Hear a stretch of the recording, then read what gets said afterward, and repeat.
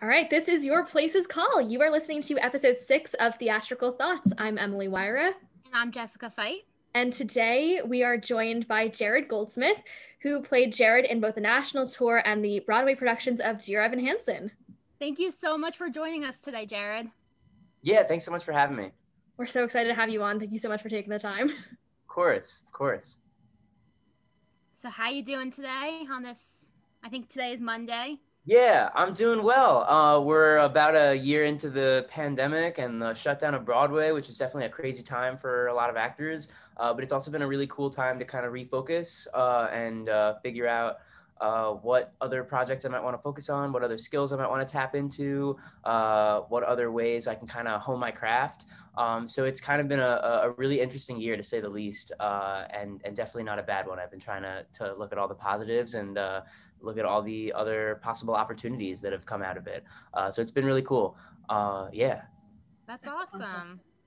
I love that outlook. Optimism. I can't believe it's been a year, but yeah, focusing on some new things, exploring some new avenues that we're going to talk through today. And I'm excited to hear all about all of your new stuff. Yeah, for sure. So starting off, if you've listened to the show before, we do something called a 60-second life story. So Emily's going to set a timer and then just tell us your life in 60 seconds.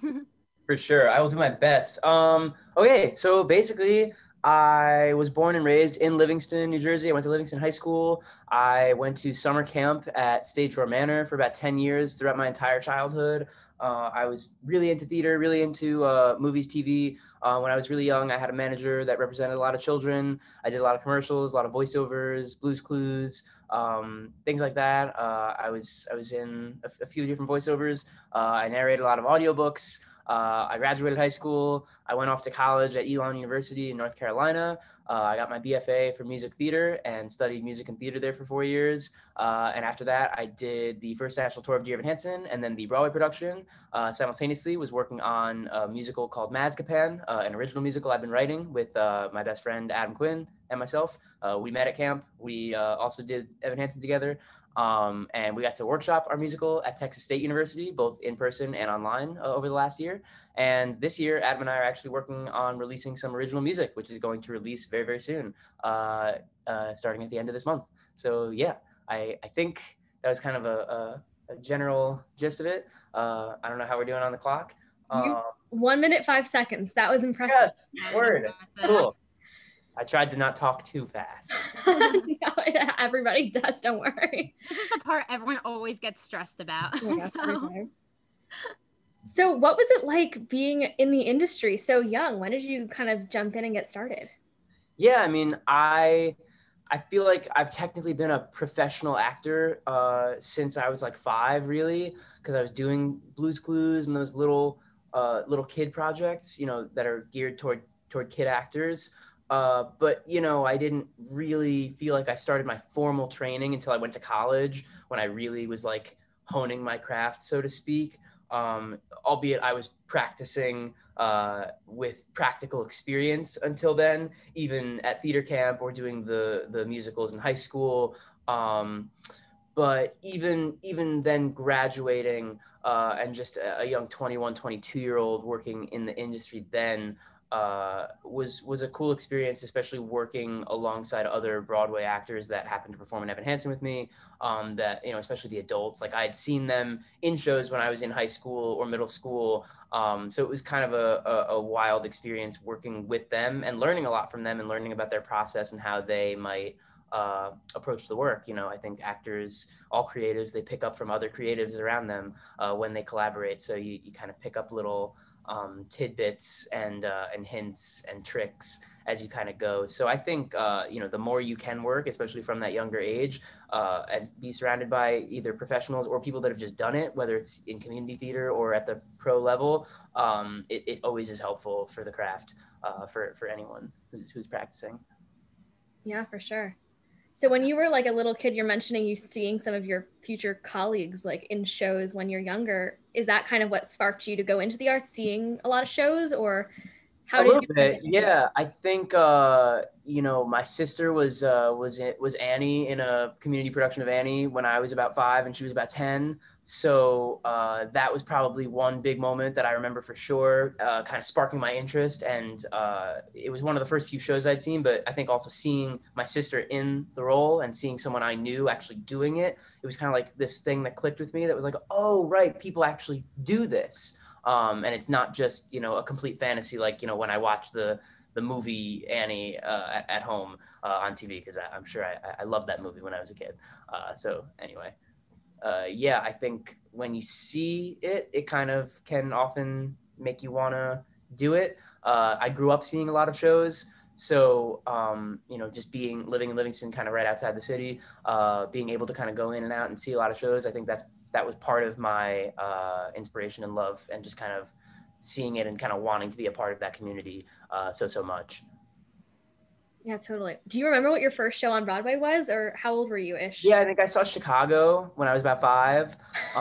That's such a good first show at 5. Yeah, and I think it was at a different theater at that point. I recall seeing a lot of the early shows I saw.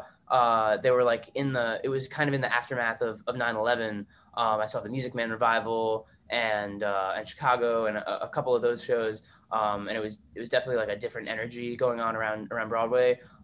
Completely different energy today, obviously. It's a much different type of shutdown, a much more long form one than a short form 1 or 2 night version.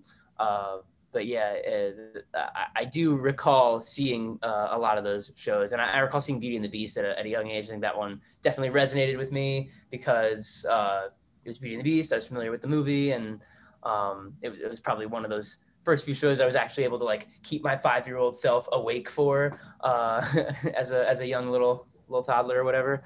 I feel like I was always falling asleep when I was little. Well, Emily and I both love Beauty and the Beast, so we get that. Me too. So now high school, you're kind of getting into it and you're looking into colleges and all that jazz. What made you choose, well, first of all, going into theater for college, and what made you choose Elon and going there?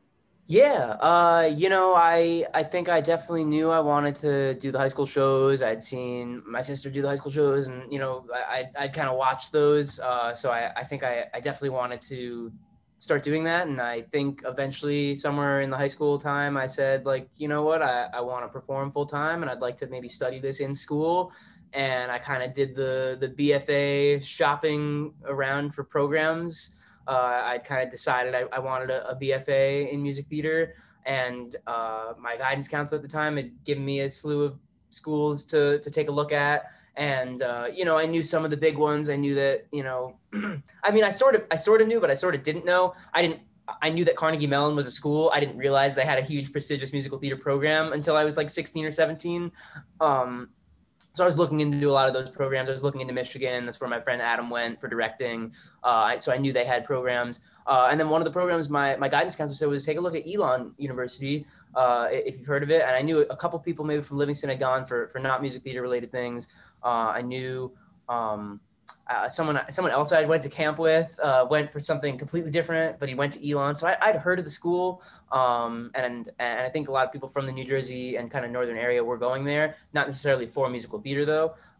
And they had, really, I think it was a requirement that if you wanted to audition for Elon, you had to go on their main campus and audition. I don't think that's still true. I think they probably have pre-screens now. I'm not sure how their audition process still works, but I had to go down to the campus in the middle of like a really busy snow year. It was snowing like every week, I remember, but we like escaped the snow and drove down to Elon, and there was no snow down there in North Carolina. And I had a great audition in all 3 rooms, and kind of just felt really good about it. And I was really liking the vibe, and I liked how every building was just kind of perfectly brickly built, and it just was gorgeous down there, like this beautiful campus. And a few months later, after I had finished up my senior musical in high school, which was Grease, where I played Danny Zuko, which is also very funny to me.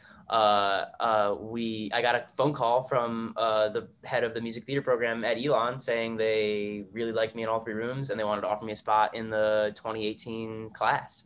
And that was a really like cool moment for me. And I think that the fact that they had taken the time to really like make those phone calls to every person they were welcoming in really made it feel like a special and kind of personal and correct decision. And that was kind of where I landed. And I was just like, this feels right, and they really want me, and I want to give it a try. And I didn't even visit again after between my audition and when I moved in. It just all kind of happened in those like 6 months. And that was a really, really exciting time for sure, to kind of feel like I was transitioning into that kind of pre-professional / professional world, and really kind of starting my formal training. Because like I was saying, I hadn't had the formal training at that point. I had been practicing by doing, but I hadn't really been taking like formal acting class and formal vocal lessons and formal dance technique lessons. So that time at school was really, really valuable. And I would definitely encourage everyone to look into school and training. I knew that I'd wanted to go to college. Like that was kind of, it wasn't an option for me to just like not go to college. I think I just wanted to go to college. That's what the kids around me were doing at Livingston High School. Like everyone was going to college, and I didn't just want to be the guy who was like, I'm going to be an actor and I'm going to just figure it out. Because some people can do that and they can take that path and it does work out for them. I think I was just feeling like I needed more time in the oven to kind of fully bake. So yeah, I would definitely encourage an education for sure. That was kind of a tangent. Crazy. I think I saw you in Grace, so that's crazy. You might have, yeah. If you'd seen it there, then you probably did. We had like a real car, and I got to drive it on stage. So that was really cool. I remember being kind of afraid that the car was gonna like drive off the stage, because it actually like it was on real wheels and it actually was electric and was driving. It was very, very funny. But yeah. Wait, that's so wild. I forget that. Like, that's so cool. How did they manage to get a legit car at that high school production? It was a prop car for sure. I mean, I think the money for that production went into the car, and the rest of the set was pretty much like black curtains and like maybe a roll-on thing here or there. But yeah, I guess I don't know which High School Musicals you might have seen growing up in that town, but the ones I did this 25th annual Putnam County Spelling Bee, where I was Mitch Mahoney, which was also very fun, very funny casting. And I was the Cat in the Hat and Seussical, and then I was Barnaby and Hello Dolly, and then I was Danny in Grease. And those were the ones I did as well. I also did 2 of the plays. I did Comedy of Errors, where I was Angelo, and I was in a play called Stage Door as well. It was also kind of a while ago. But yeah, they were fun, and I also took the stagecraft classes. I don't know if Mr. Megro's there, but it was that was a lot of fun because we got to actually construct the sets. And usually, I don't think he did the musical sets. I don't think. Maybe he did Spelling Bee, actually. I think he did Spelling Bee. But he didn't typically do the musicals. He usually did the dramas, and the drama sets, I remember it, like, were always like gorgeous and lush and like amazing looking. Anyway, he was great. Well, I don't go to Livingston High School anymore, but when I did, I'm pretty sure Mr. Megro was making the... Where do you go to high school now?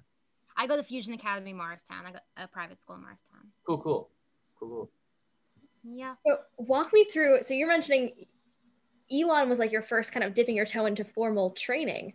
What were those first couple months like? Was that like a whole new world for you, or were you like, oh no, I got this? I mean, it wasn't a whole new world in that, like, the people I was interacting with felt very similar to the people I would go to summer camp with at Stage Door.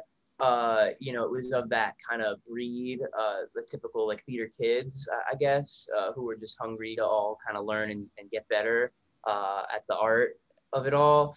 I think the interesting transition for me was moving away from academia of like math and history and social studies and science into like art and just kind of, dance and acting and those classes. And I mean, again, I was at a larger university. Elon is a university, but I was pursuing this concentrated liberal arts degree, this Bachelor of Fine Arts degree.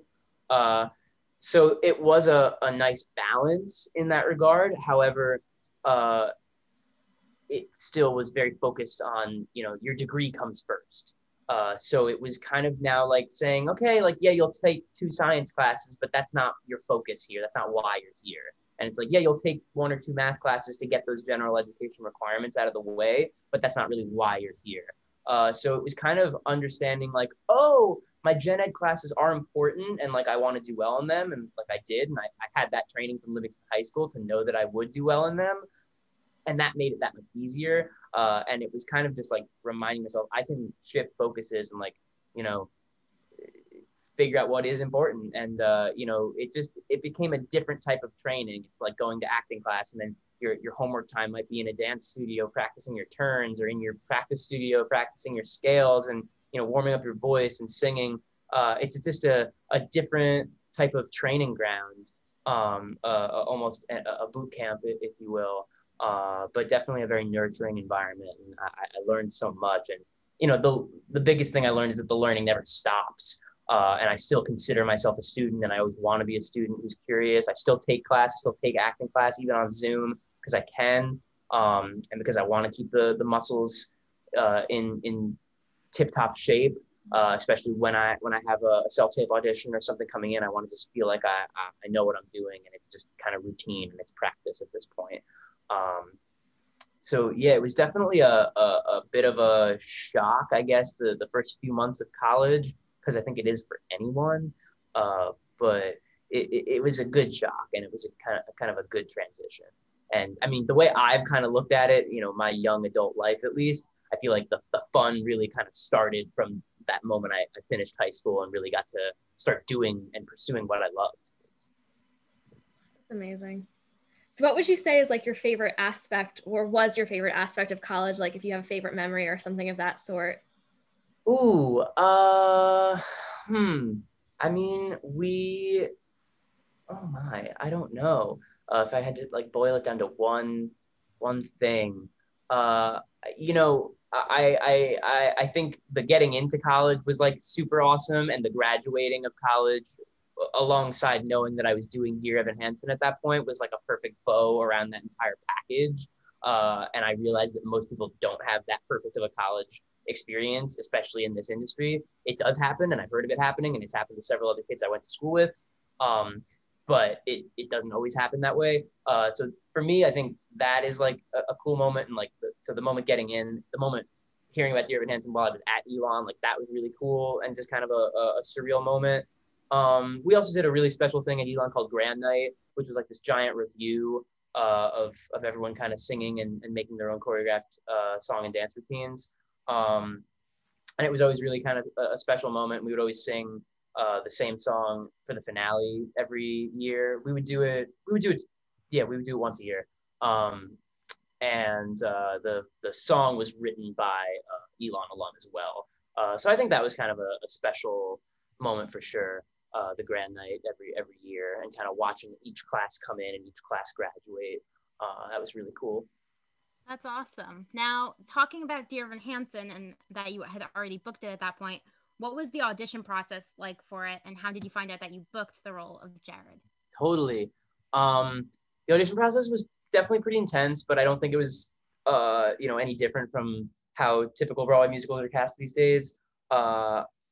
You know, I was entering my senior year of college as it was announced that the first national tour of Dear Evan Hansen would be launching, and they were holding auditions that fall anyway. So, you know, I, as well as many of my other classmates who were looking for more long-term employment, moving away from the summer stock, you know, in between summer kind of jobs. This was just one of those jobs that was happening, and we knew it was happening after we were graduating. So I took it upon myself to go to an open call while I was in the middle of kind of ending my fall semester of senior year. So I was approaching graduation anyway. And on top of that, we also were bringing, the way Elon would showcase their music theater class at the end of 4 years, they would bring a lot of casting directors and agents directly down to our school, as well as have a small concert at 54 Below in the city towards the end of our spring semester senior year.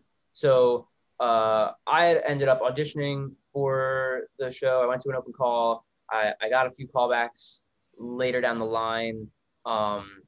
And a lot of this was happening during the J term at Elon. They had a January term for the month of January where it was optional. You didn't have to attend.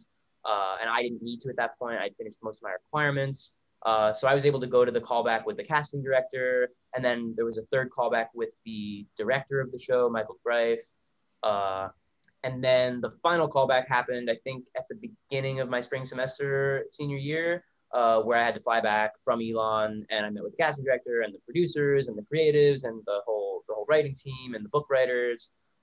So that was like the final audition. And of course, Adam, my best friend, was also in the room as an associate director, kind of keeping his mouth shut and kind of just allowing them to make their decision by themselves and kind of not trying to weigh in too much.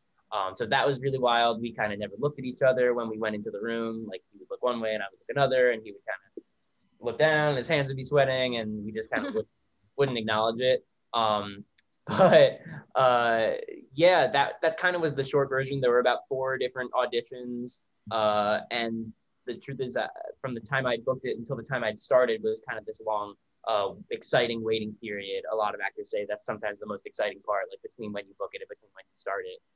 It's that excitement kind of period, and that was definitely extended for me.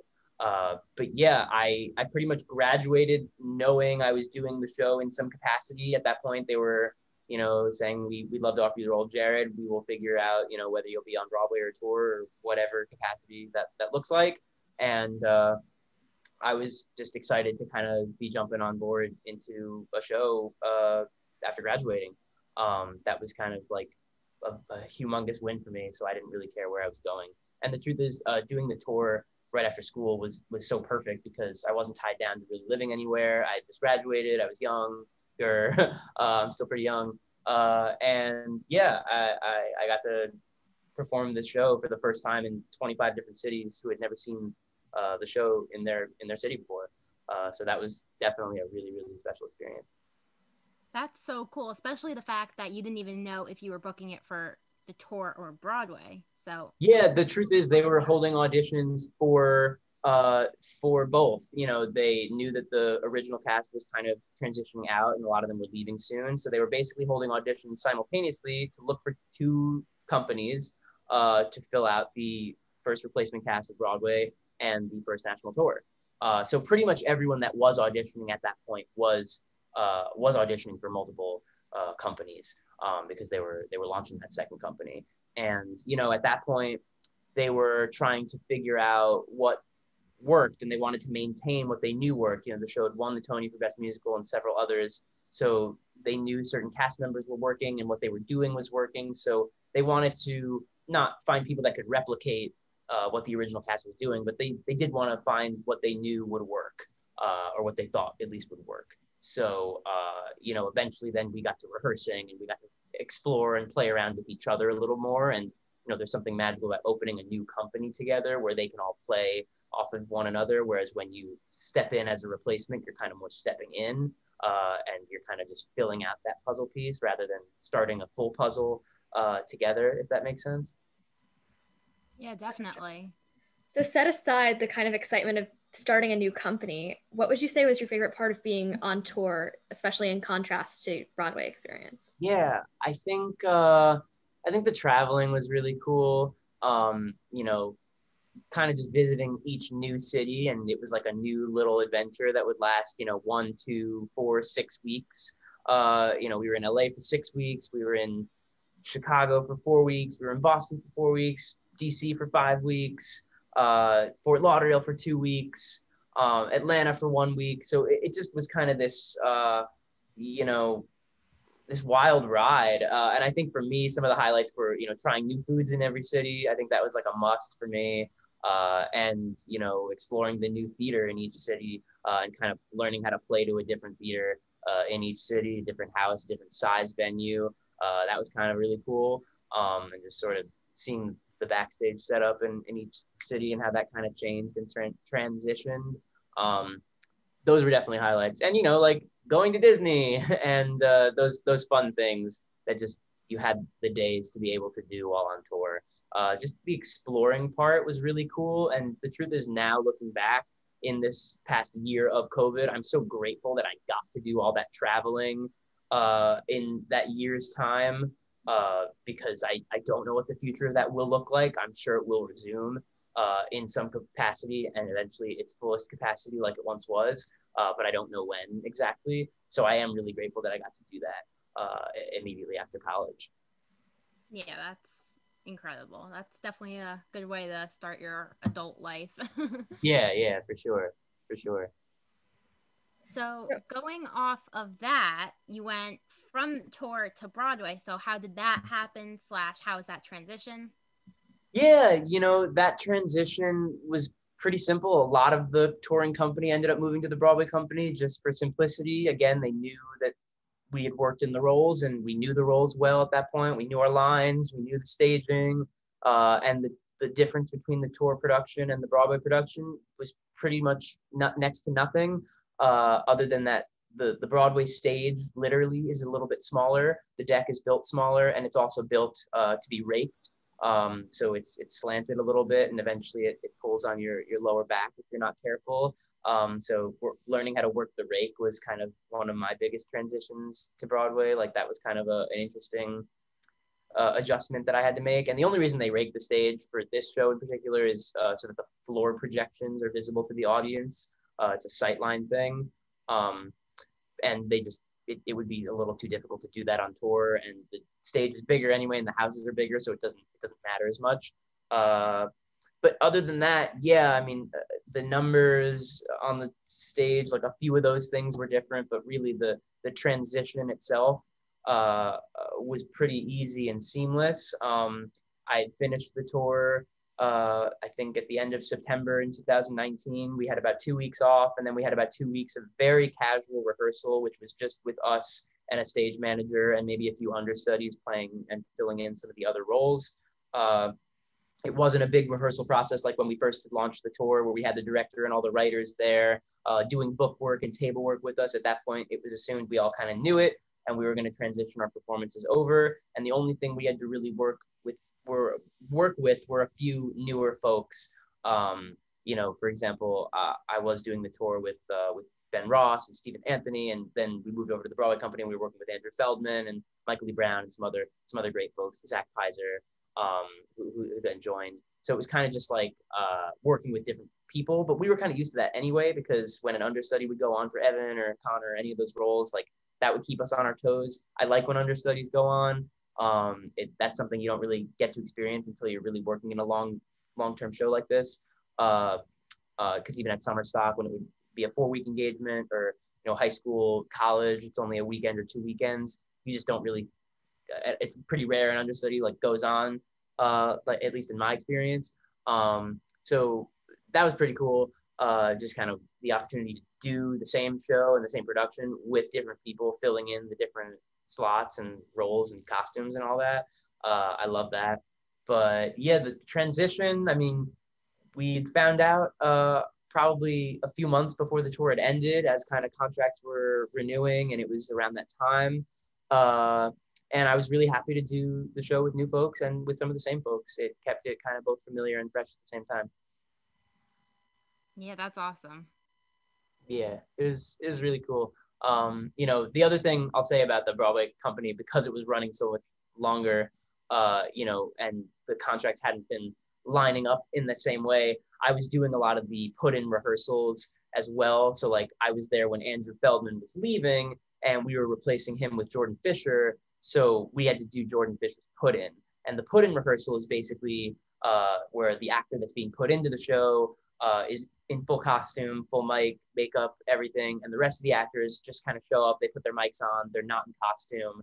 And it's really to make sure that the actor that's being put in and that's being set in the show the next night is good to go. And it's our job, if we're staying in the show and continuing, to just kind of make sure everything runs smoothly and kind of gently push that actor along into their right track, if that makes sense.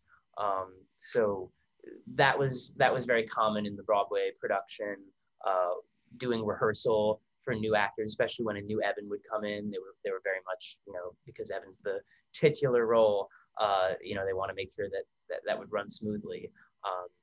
So the rehearsals were never really stopping, even when you were fully set into a show.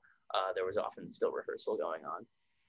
Yeah, that seems so cool to be part of that, to be part of the experience, that welcoming someone in and making sure that it feels the same way it does for you guys. So that's so cool. Yeah, it's a nice feeling. You know, a lot of actors are really about what is the culture and environment going on at the theater, you know, not just on stage, but off stage. You know, you want to make sure you have that good chemistry with one another, because it'll translate to whoever's watching. Yeah, 100%. So what would you say as a part of that show is kind of your favorite, I guess, little memory, or kind of your favorite part of getting to do it every night? What kind of stands out to you as the best part?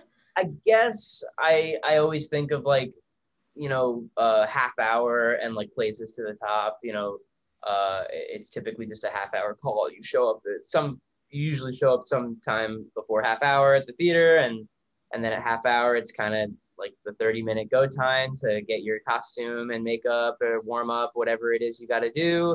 And then typically we'd have a little ritual before the show would start, mostly definitely in the Broadway company, where we would just kind of circle up, stage left, and sometimes we would, you know, do the number counting game where we all have to count to, you know, the 8 of us have to count to 8 without one person saying one number at the same time. Or sometimes we make a sentence with 8 words and go around like that. But something to just kind of center us, or even to say, how's your day? How was your day? You know, what did you do? Are you well? You're here now. And it's time to just focus in and be present. And, you know, I think that's what we tend to forget so much as humans in our society. As we go about our days day by day, we kind of fall back, not in the present kind of circle of energy with everyone. So I guess the idea of kind of maintaining that presence and being present, I really appreciate a lot. And I definitely miss that a lot. I mean, I miss doing the show, but, you know, it is what it is. And we'll all come back at some point. And I can't wait for the day when we do. But yeah, I think the circle. We miss theater very much too. Yeah, it's weird. It's really weird. I don't think anyone who's currently alive can say they've experienced anything like this. And because of that, I think there will be such a magnetic energy when theater does come back, and there is a full house, not just like a 30% house, but like a true full house that's back, and everyone's kind of there together. And, you know, whether they're experiencing a new show or musical that might come about in the next few years and be produced, or it's something old, even something as old as, you know, Wicked or Phantom or Dear Evan Hansen, you know, something that was there pre-pandemic. I think audiences will go there and they'll experience it, and they'll know that we've all been through this thing together, and we all made it out on the other side together. And you know, that's part of that theatrical experience that makes each night specific to each night, and just each energy specific. It's why, you know, you can do live streams, you can do live Zooms, but there is something about everyone physically going and getting up to be in the same location at once, and just everyone breathing the same air. I know it's weird to even say that now because we're like, ugh, but truly, like, breathing the same air and being there, you know, they say, I think, like, when everyone's listening to the same song in a theater like that, their heartbeats eventually align in the same way. And while that might be true on Zoom, even though there might be delays and whatnot, it's still not the same magnetic energy as when everyone's physically together in the same place. So I do think it will eventually be back bigger than ever. It's just going to take some time. Yeah. I can't wait for that moment. Just that gave me chills. Yeah, it gives me chills too to think about it. And I can't wait for the day it happens. I think it's going to be so awesome. And I think there's going to be a giddy energy, you know, once true productions, you know, I know now we're talking a lot about to kind of this interim period. There'll be like this, I think it's called New York City Pops Up, where there'll be probably, my guess is it's review styles, you know, people singing songs, and they'll be at theaters like the Music Box Theater or the Apollo Theater up in Harlem, where it's easy to socially distance. But they won't be big productions like Wicked or Phantom or Book of Mormon or, you know, those shows. It won't be big shows. Lion King, Aladdin, not yet. They're thinking probably if everything goes well around Labor Day or sometime thereafter. You know, sometime in the mid fall, I think. And I think once those productions that people remember Broadway as do really return, I think people really are gonna are going to want to go when they know it's safe and they can. They're going to be really craving it because they're going to have missed it. Yeah, well, Emily and I told Zach Pizer, and we'll tell you as soon as Dear Evan Hansen opens again, we will be in the first row cheering you guys on. Yay! We can't wait. I miss Zach very dearly as well, and he's so great. He's just such a pro and so nice, and I love him so much. And it was such a joy to work with him. I always loved his shows. They were just so different, and that was also the cool thing of doing it with different Evans. You get something very different from each person. Obviously, Zach Pizer is very different from Jordan Fisher. They're both very lovely humans, but they bring themselves to the role, and it was really cool to bounce off of that, and everyone else that I got to work with. But yeah, I can't wait. It's gonna be amazing. it is. It really is. I know we're all just so eager. I can't wait for that moment when everyone's rehearsing and like all these big productions are rehearsing probably at similar times, and everyone's going to be like getting ready to get back on track. It's going to be really, really cool. Absolutely. But even in the virtual kind of realm, you've been keeping yourself quite busy. A little bit, yeah. A lot of it comes from pure boredom. I guess it's no secret at this point, at least to those in the Gen Z. I am on TikTok now. I'm on Twitch. I'm on Instagram. I'm soon to be on Spotify by the end of this month, which is very, very exciting. And it's just kind of like, yeah, it's how I've been keeping myself busy, and refocusing, like I was talking about at the beginning. I've always loved music and I've always loved writing music. I haven't always had the time to really finesse and fully produce something that's kind of a finished product. But now I've had that time. I've gotten to work on this musical that I've been writing for the past few years, and I got to workshop that at Texas State online and at Texas State in person before this pandemic had happened. And yeah, I have a TikTok now, so I've been doing a lot of that. I've garnered a ridiculous amount of likes and views and followers, which kind of makes me laugh because I think it's like so ridiculous. But I also, if it brings people joy and they think it's funny, then I think that's great because I think people can use some lightness these days since everything's just so intense. And sometimes I turn on the news and I have to turn it right off because it's just there's no good news. So yeah.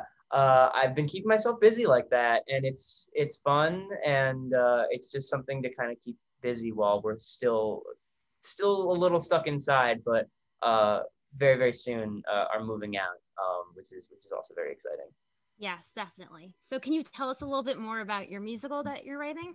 Absolutely. So Mazkapan tells the story of two best friends, Ralph and Harry, which are very much based on me and Adam. But basically, it tells the story of two best friends, Ralph and Harry, who find themselves stuck in a magical town full of singing and dancing Maisies. And the Maisies are actually puppets, but they inhabit the entire town of Mazkapan.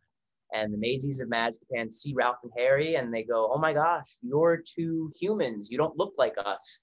And you must be the Messiah of Mazkapan. And you've come here to save us from this drought that we've had for the past few generations. And you're going to bring the rain and be the Messiah of Mazkapan."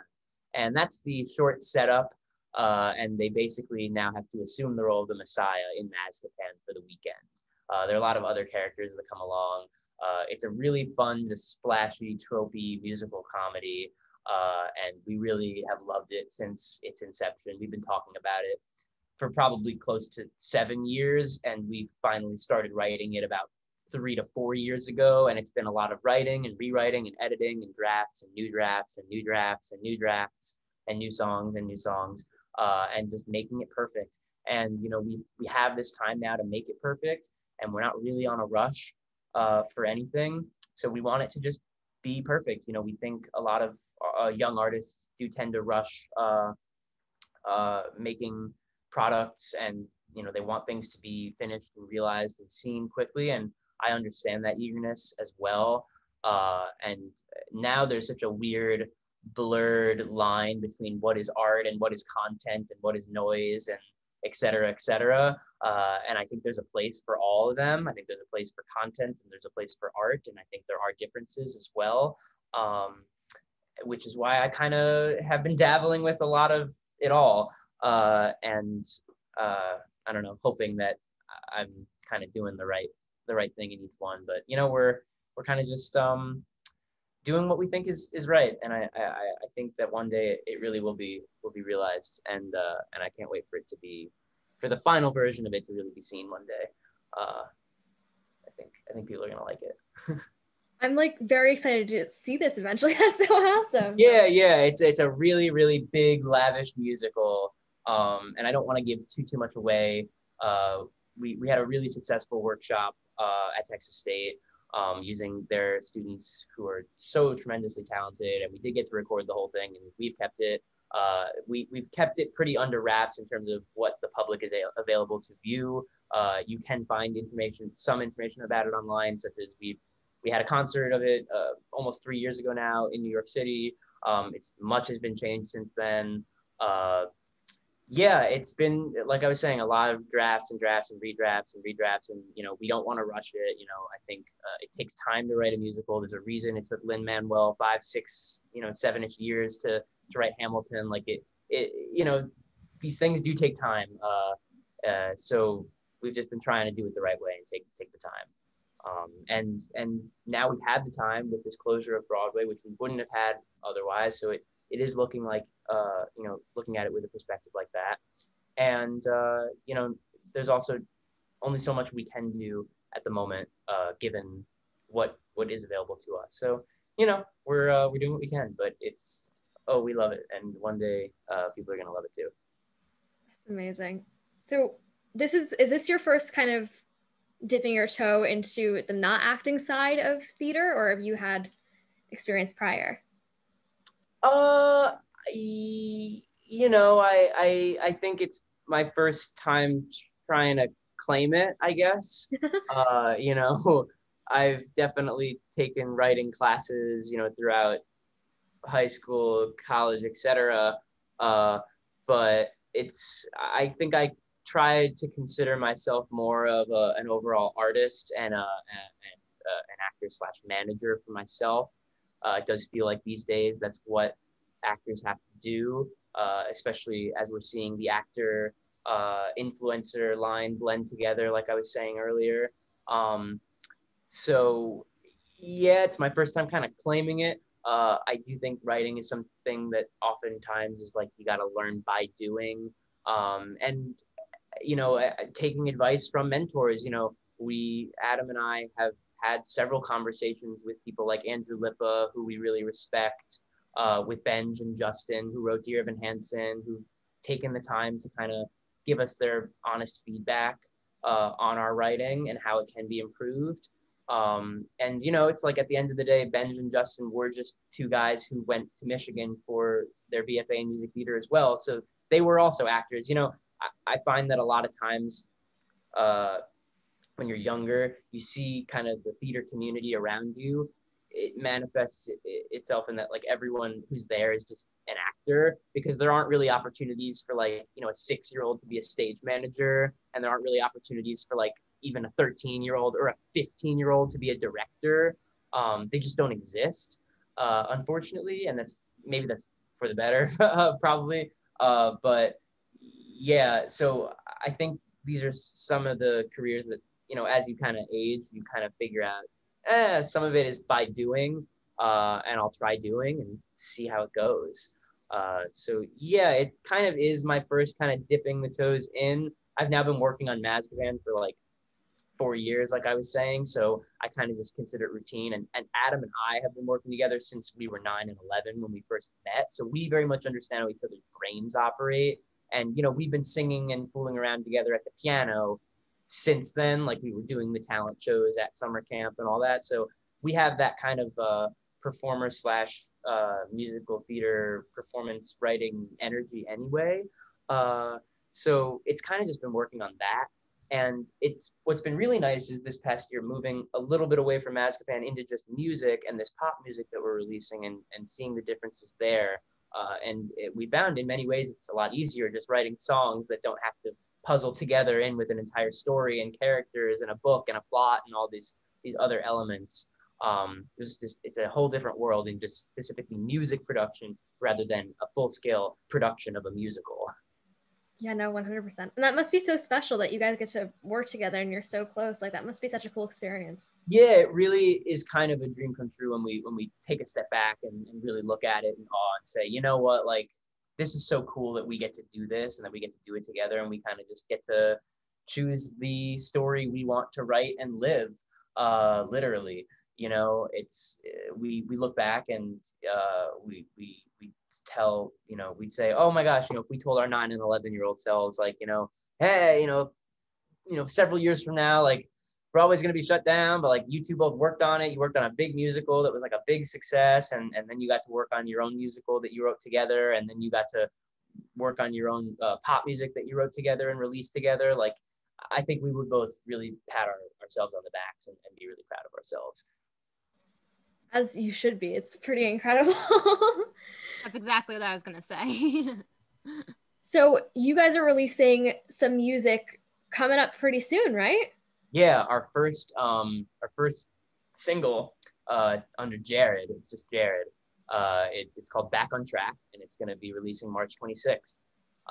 And then several weeks after that, the weeks following that, a single will be released each week as well. For about 4 weeks in a row, there'll be music coming out. So it's going to be really exciting. You'll definitely be seeing a lot of me on the TikTok and the Instagram and all that, just talking about it. And we think you're going to really enjoy these tunes, and we're excited to share them with the world. They're fully produced. There's a lot of fun visuals that are going to go with them, and we're just really excited. I think both excited, nervous, anxious, and really just excited. I think we're really just excited. Yeah. Yeah, 100. Well, Jesse and I are both counting down. We're so excited. Hey. Well, I can't wait for you to hear. You will not miss it, especially if you're following along on all the socials. You will definitely find it. But yeah, so where can our listeners find you in case they want to connect with you? Obviously, they should be streaming your music as the moment it comes out. Music, the moment it comes out on midnight on the 26th. There will likely be a Twitch show that comes later that night as well on that Friday. But it'll be on Spotify. It'll be on Apple Music. It'll be on Amazon Tidal. Wherever you consume music, the music will be there. It'll be on TikTok. The sounds will be there. We're going to be using the sounds. It's going to be a really fun time. And yeah, you can find me. All my social media links are at Jared B. Goldsmith. It's B as in boy. And I'm on Twitter. I'm on Instagram. I'm on TikTok. I'm on, the other thing, Twitch. All of the places. There's so many now. So many now. I get lost in it. But yes, I'm on all of them. So find me there. Follow me there. There's updates. There's a Discord. I have a giant Discord now that you can join and get the schedule for my Twitch. So feel free to join up. It's in my link tree and all my bios on TikTok and Instagram and all those. So yeah. But yeah, guys, go stream the music, go get hyped, and count down the days till Broadway returns and we can see you on stage again. Yes. Jared, thank you so much for taking the time today. It was so awesome to get to talk to you and hear your insight. Seriously, we can't thank you enough. Of course. Well, thank you so much for having me. And thank you for asking such great questions. This was so fun and terrific. And it's always such a pleasure to get to kind of just chat, you know? We couldn't agree more. Thank you so much again. Thank you. Of course. Thank you. But yeah, I think that concludes episode, Jesse, this is episode 6. Yeah. Thank you so much again, Jared, and be sure to follow you all of the places, and we will see you next time. Bye, everyone. Bye. Yeah.